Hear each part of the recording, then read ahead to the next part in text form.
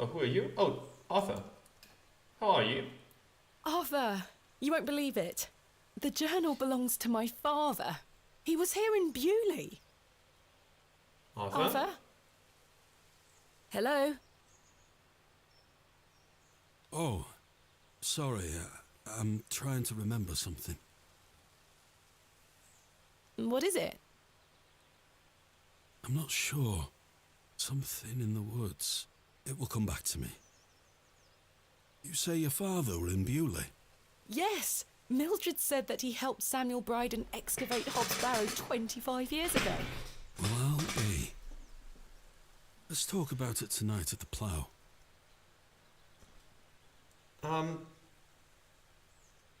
Yeah, tell Arthur about the dream. Arthur, I must tell you about the dream I had. I was at Hobbs Barrow and there was a creature. It told me it saved my father from something inside and that I would find proof of this in the morning. Sure enough, when I awoke, the journal was in my room. Mildred confirmed the journal belonged to my father. The creature told me it could help my father again. I mean, it was merely a dream. I don't know what to think anymore. Arthur? Arthur, are you listening? Fine then, we'll talk later. I hope you piece together your memories. Oh yeah, this is worrying. Don't even see his face. Okay, now I suppose since we found out quite a bit, Mr. Bryden's farm? Huh? Wally? Hello, Wally. Go away! You gave the door back to my sister. It wasn't very nice of you to bury her favourite toy, Wally. I gave it to the fair folk, and you stole it back from them. You don't really believe in fairies, do you? You're old enough to know better. They're real, and thanks to you, I'm cursed. There's no such thing as curses either, Wally.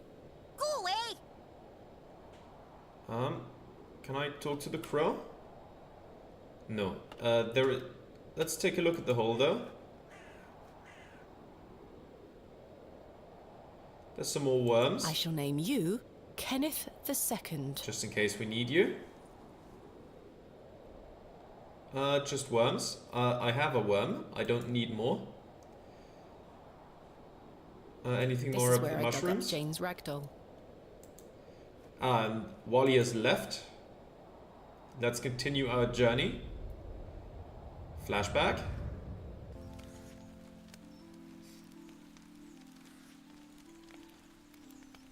Okay, let's keep going this way. Mummy, Get away from the fire, Thomasina. what are you burning? Nothing. Just waste. Now go inside.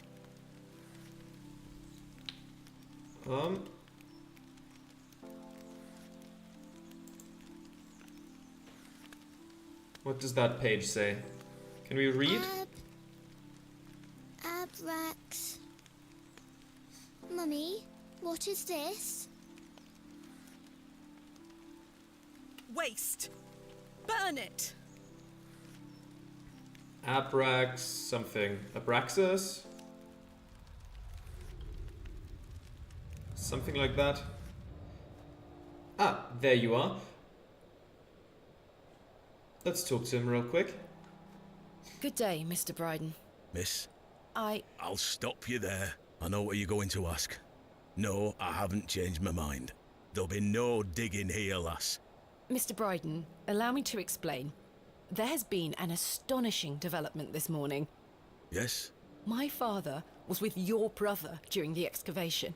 Oh, Yes. Can you believe it? I had no idea he had been here.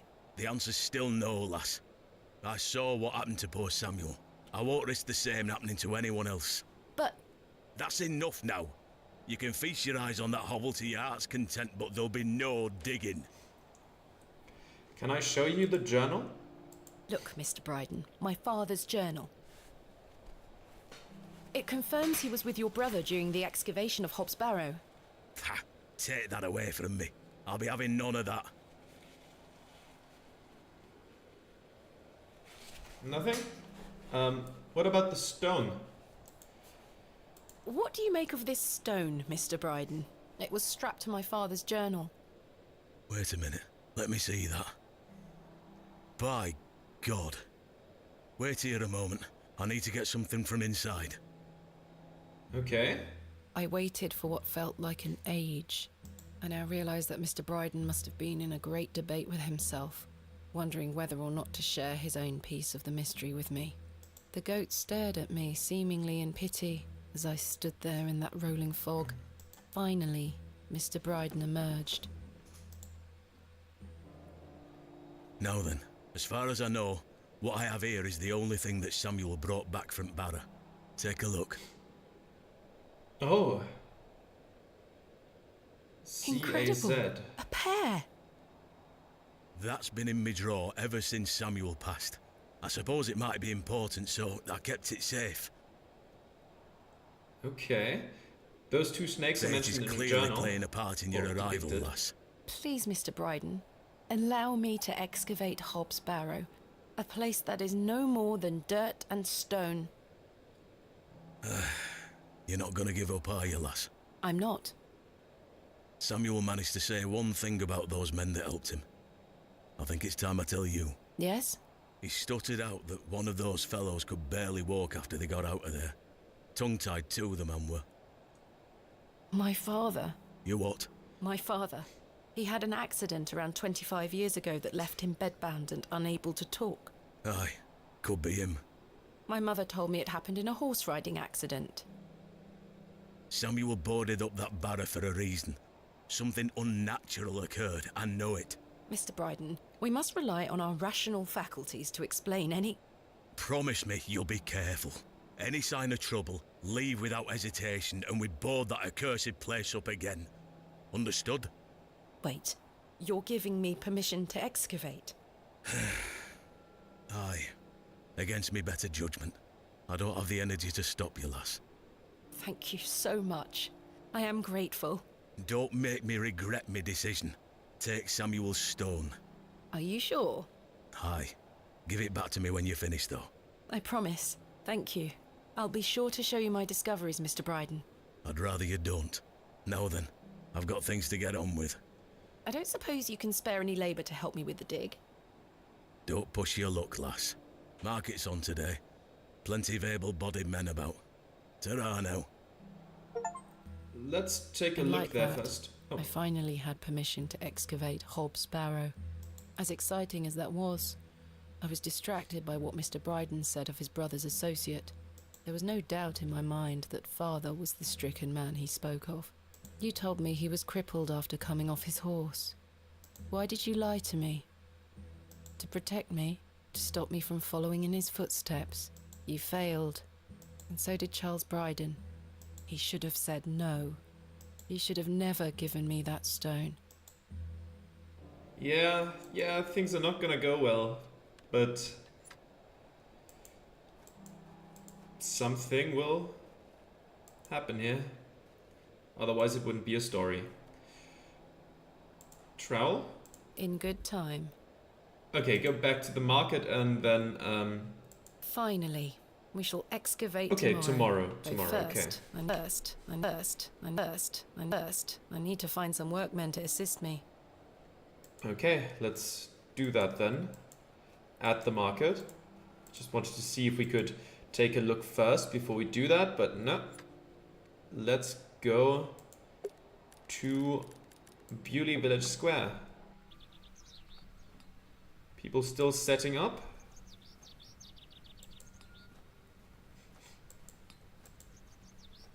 Yeah, still setting up. Mr. Crozer, how are you doing? Good day. Hey up. Let's ask about a stuck knife. I'm having some trouble extricating a knife from a table in the plough and furrow. Might I borrow a pair of pliers? A knife, you say? I can get that out for you. That's very kind of you, Mr. Crozier. Think nothing of it. Wait here. Okay.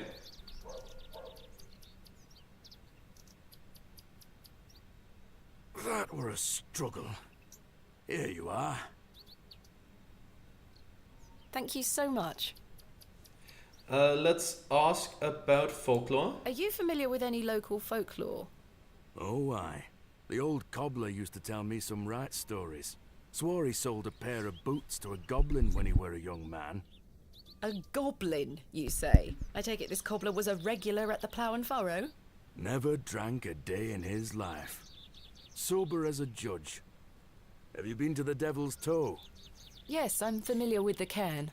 Some say they've seen the goblin's daughter there, playing her fiddle. Can't say I've seen her myself, mind. Okay, let's ask more about the goblin. Do you know any other stories about this goblin? I don't have the time to be standing here gossiping about old wives' tales. Apologies. Let's ask about the stones. What do you make of these stones? Don't look like out to me. And the journal. Look at this, Mr. Crozier. It's my father's journal. Oh, aye? Why are you showing me? Did you slip it under my door last night? Ha! Have you gone daft? Why would I have your father's journal? Never mind. Did the sketches inside mean anything to you? Looks like a load of rubbish to me. Let's ask about my father. I found out my father visited Bewley 25 years ago. William Bateman, perhaps you remember him? I would have been just a lad. What were he here for? That's what I intend to find out. Thanks for your time. Aye. Speak to you later. Thank you. Let's see. Do we want to go to the church real quick? See what's going on there? Sure, if there's anything that's happening here. Oh, hey there. Hey, little buddy. Hey, boy. Let's follow the dog and see if he's leading us to someone. Okay, is Mr. Tillett still standing here like that?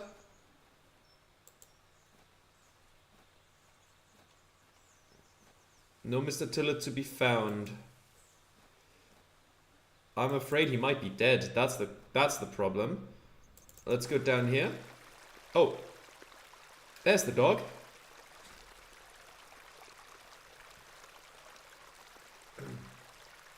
What are you drawing there? Hello, dear. Good day. Sydney, must you be so unruly? Run along home now, won't you? Bye, Sydney. Who are I you? believe we've met. Miss Thomasina Bateman, the famous antiquarian. My reputation precedes me. I can assure you it does. And you are? James. Okay, let's ask about himself. Are you a painter? You see this beck before you? Look at the water. See how it tumbles and falls. I seek one spot on which my eyes can rest, be it a stone or a small corner of the current. I meet it with my gaze, and out of the tumbling and falling, a new land rises. I see a new world. You certainly have the eloquence of an artist. Let's ask about the painting. What are you painting? A new world. Quite the ambition. Indeed, my ambition knows no bounds. Can I see it? Not yet. It's not finished. Such a world is not complete without you in it. You flatter me, James. Nonsense. Say you'll let me paint you.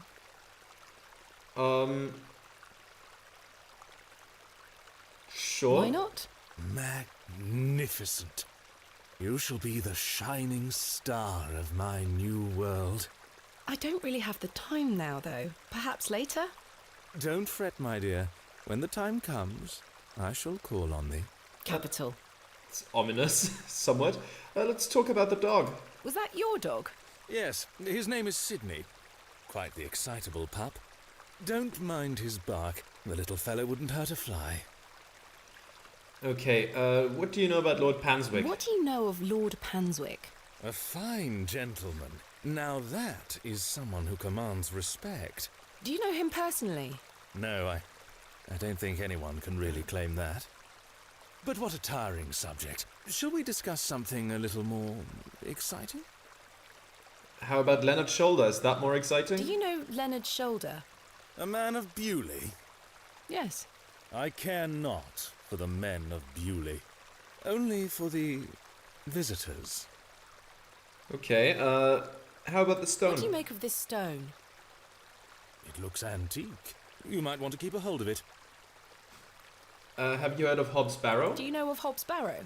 I'd like to know more about you, Thomasina.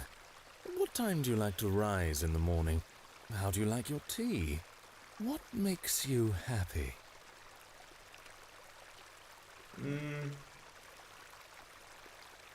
I mean, I don't really want this to be flirting, but we can just tell the truth, I guess. Well, I like to rise early and watch the sunrise. With your husband, I'm sure. No, I'm currently unentangled. Such a view should be shared with at least a lover. Do you deem yourself fit for this position? Indubitably. But do go on. How do you like your tea? Hot, with just a splash of milk. No sugar, of course. No sugar. It rots the teeth. Your smile is as dazzling as the Himalayan snow. Oh, James. And finally, what makes you happy? Spending time with my father. I should like to meet him. Perhaps you will. And you, James? I propose the same queries to you. All in good time. My truths will surround you in good time. Goodbye. See you soon, my dear. This guy seems a bit ominous. Like, he kind of has like the demeanor of someone who turns out to actually be like Satan himself. So I don't trust him. Not one bit. Not one bit.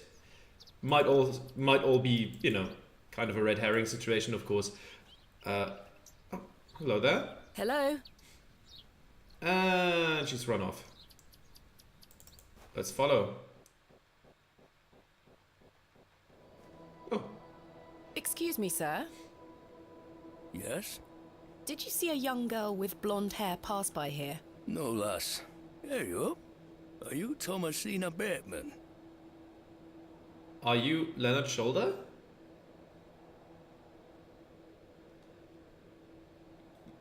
Yeah?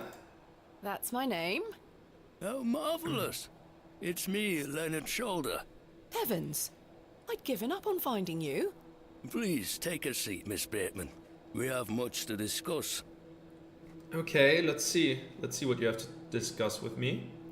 You've proven to be quite the enigma, Mr. Shoulder. I'm mortified. I offer you 1,000 apologies. You see, I've been bound to me bed these past few days with a terrible fever. How dreadful. I take it you're feeling better now? Aye. I were on me way to find you when I stopped here to catch me breath. I've not much go in me these days. I'm sorry to hear that. I were worried you'd have given up on me and left town. I had no idea what had become of you, Mr. Shoulder. I spent a good amount of time pounding on your front door. I'm embarrassed, I really am. I've been doing my best to sleep through the fever. I am so very sorry. Please accept my apology, Miss Bateman. Fine, Mr. Shoulder. I've come all this way. Let us speak of the business at hand. Marvellous. I've just learned that my father was part of a previous excavation of Hobbs Barrow some 25 years ago. Why didn't you mention this in your letter? What? Where did you hear that? I have my means.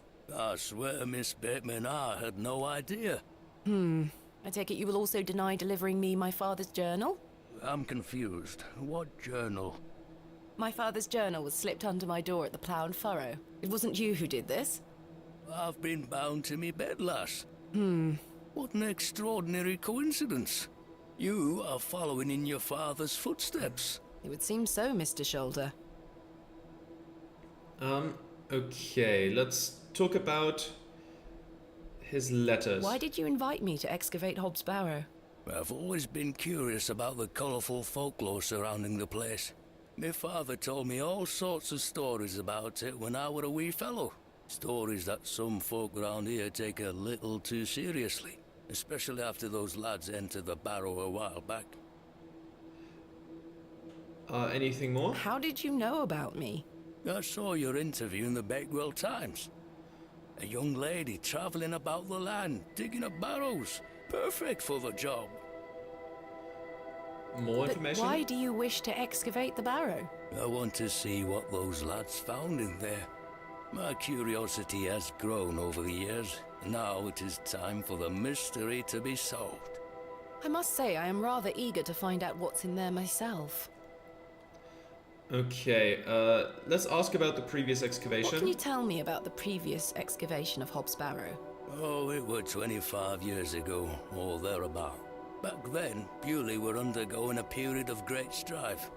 Samuel Bryden hadn't harvested a single crop for 2 seasons. Even Hernwood was sick. Berries went to rot almost as quickly as they grew. Folks started to believe the ground were blighted. Disease spread through the livestock too. People were going hungry, a panic set in. That sounds terrible. Aye, but I managed to keep myself fed. These things happen in nature, but the blame for it all fell on Hob's Barrow. It was long said that a goblin made his home there. A rumor took root that the goblin were not best pleased with the villagers. In revenge for some unperceived slight, the goblin placed a curse on the soil itself. The villagers believed that ridding the barrow of its lodger would put an end to it all. Hogwash. My father would have paid no heed to such tales. Whether it were his intent to join the excavation when coming here, I do not know. But whatever it were that Samuel Bryden and those lads did inside that barrow, people say it did the trick. The crops started to grow back, and health returned to the livestock. Bewley were no longer in the grip of dark forces. You must understand, folk here are a superstitious lot. They don't want you disturbing whatever it were those lads did. As far as the villagers are concerned, the problem were fixed. The thought of another excavation must be conjuring panic that you'll undo whatever it were they did. This does explain a lot. And it's also why I'd venture nobody around here wants you to touch the place. Except for you. I want to know what's there. Surely you don't believe these tales of goblins and curses to be true? Not at all. However, I suspect those lads did find something in the barrow. But did it have any connection to failing crops and dying livestock? No. I can assure you there's nothing to fear. Coincidence reigns supreme. So what do you think they found? That is for us to discover, Miss Bateman. Who was the third man who joined my father and Mr. Bryden on the excavation? I'm afraid I don't know. Although I'd heard about the excavation and I were intrigued by it, I mostly stayed at home during that time. The atmosphere in the village was rather too tense for me liking.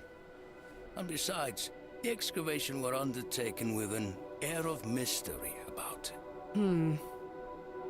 Okay, let's ask about Hob's Barrow. Mr. Bryden has given me permission to excavate Hob's Barrow. Marvelous! I'm sorry you've had to sort all this out in my absence. When do we start? Tomorrow, I hope. But first I need to recruit some locals to assist with the dig. It's too much work for me to do on my own. I see. Bewley has its fair share of strapping young lads. You'll find assistance, Miss Bateman. Okay, let's ask about my father. Did you know my father? I don't believe so. What's his name? William Bateman. He was in Bewley for at least a few days, from my understanding.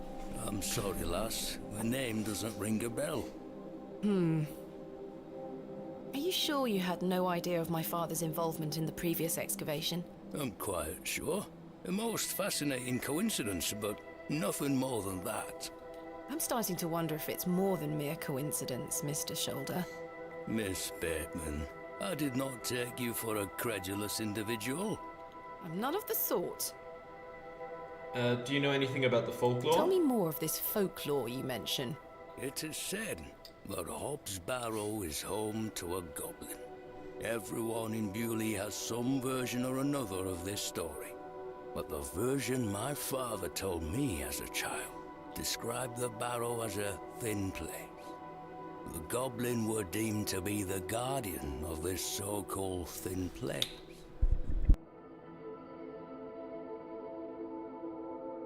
Tell me more about this goblin. Some said he were a mischievous little mite, snatching newborn lambs and smashing windows with pebbles.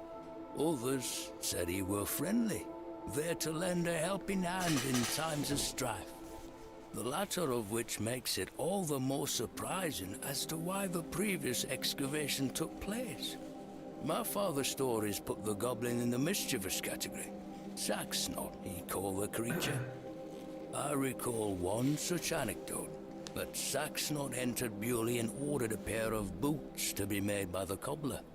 However, when collecting them, he insisted on paying for them with a bag of sow's teeth. The cobbler was so scared of angering the goblin that he accepted. A colourful tale indeed, Mr. Shoulder. Has any explanation been offered for why this Saxnot cursed the soil? Your guess is as good as mine, lass. What about this thin place? What is a thin place? A place where one can walk between worlds.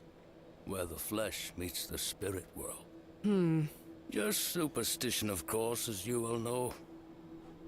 Okay, what do we go for next? I'll bring up the white glove last. Let's go with the dream. I had a peculiar dream last night. I met a creature at Hobbs Barrow. I suppose you might say it was a goblin. It told me it had saved my father from trouble inside Hobbs Barrow. I'll admit the coincidence of this is somewhat astounding. A remarkable coincidence, but nothing more than that. But there is still one thing that puzzles me. The goblin told me proof of its claims would await me in the morning. Surely enough, I awoke to find that my father's journal had appeared in my room. Very queer indeed. Mr. Shoulder, you invited me here, to a town I'd never heard of, only for me to discover that my own father was here 25 years before. And not only that, but that he was also embroiled in some sort of superstitious hysteria which goes against everything he ever taught me. Something is wrong here. This must be more than mere coincidence. It's strange, I'll give you that. But please remember who you are, Miss Bateman. Let's talk about the journal. This is my father's journal.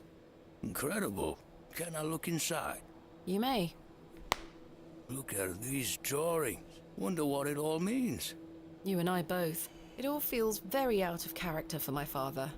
I'm sure you'll find the answers beneath the soil, Miss Bateman. And now the stone. What do you make of these strange stones, Mr. Shoulder? They seem to originate from the previous excavation. One belonged to my father, the other to Samuel Bryden. Marvelous things. They look ancient. I agree. I've never seen anything like them in all my digs. Is this your glove? I've been looking all over for that. Where did you find it? In the alley behind the plough and furrow on the night of my arrival. Were you there? As I say, I've been bedbound for several days, Miss Bateman. How odd. Can I please have it back? Here. Thank you. Okay, there you go.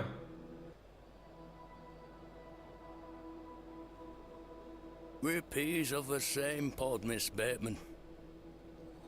I knew you wouldn't be frightened by a few old stories. It will be interesting to see what those lads found in there. Certainly. Thank you so very much for responding to my letter and for coming here. We have some great discoveries to make, you and I. I sincerely hope so. And a chance to follow in your father's footsteps. Right, time for me to shift these old bones. I'm to take me a spot of the plough and furrow. I'll be there all night should you need me assistance. Thank you, Mr. Shoulder. I'm sorry again for giving you the runaround. I promise I am not beyond redemption. I won't let you down again. See you soon. Okay then. Wonderful stuff. We actually I'm met the starting guy. to wonder if Mr. Shoulder even existed. Okay, the mystery man revealed. Wonderful stuff. Let's take a look at our to-do list. Explore Bewley and the surrounding area, of course. Investigate local folklore. And find workmen. I don't know if they're ready yet, But either way, I think I'm going to call it here. Thank you very much. Thank you very much for watching, and I'll see you again next time. Goodbye.